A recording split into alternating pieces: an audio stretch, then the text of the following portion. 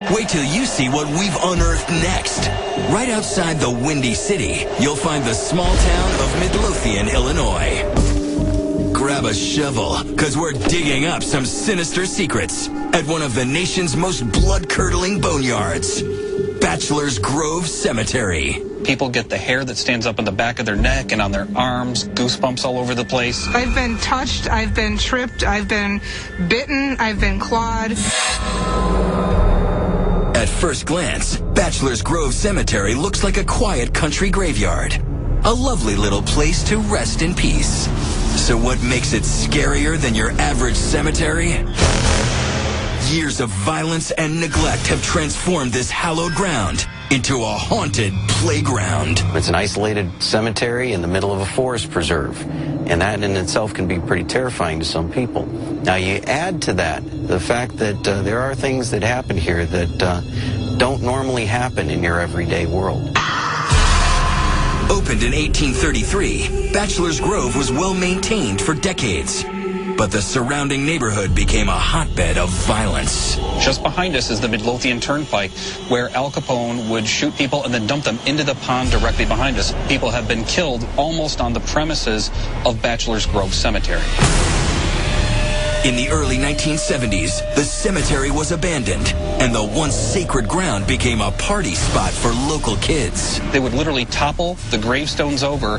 In some cases, they would actually dig up coffins out of the ground and open them up and desecrate the graves. There's probably hundreds of graves here, and there's probably less than 10 actual markers still in their proper locations. Many believe vandalism is what woke the dead of Bachelors Grove. Maybe the spirits are restless because they feel like they're being disrespected, that they're not being left in peace, and maybe they're active to warn people, to scare people out. It's working.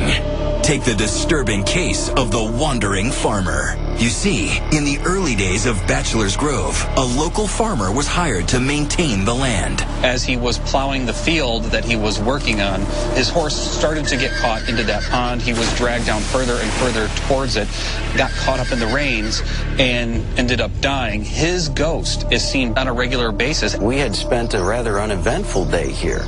But just at twilight, we were just about to leave the cemetery, and we heard branches breaking along the back edge of the fence. We never saw anything. When I got home, that's when the hair really stood up on my neck, because as I was looking at the pictures, there was one picture of this luminous horse and rider along that back edge of the fence.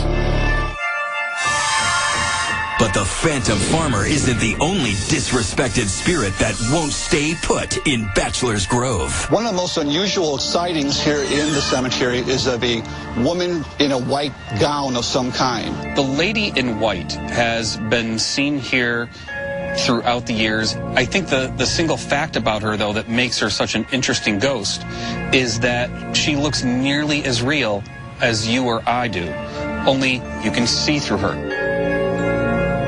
Perhaps the most convincing evidence of the White Lady surfaced in 1991. Chicago native Jude Felz was on a haunted tour of Bachelors Grove when she snapped what she thought was an innocent photo.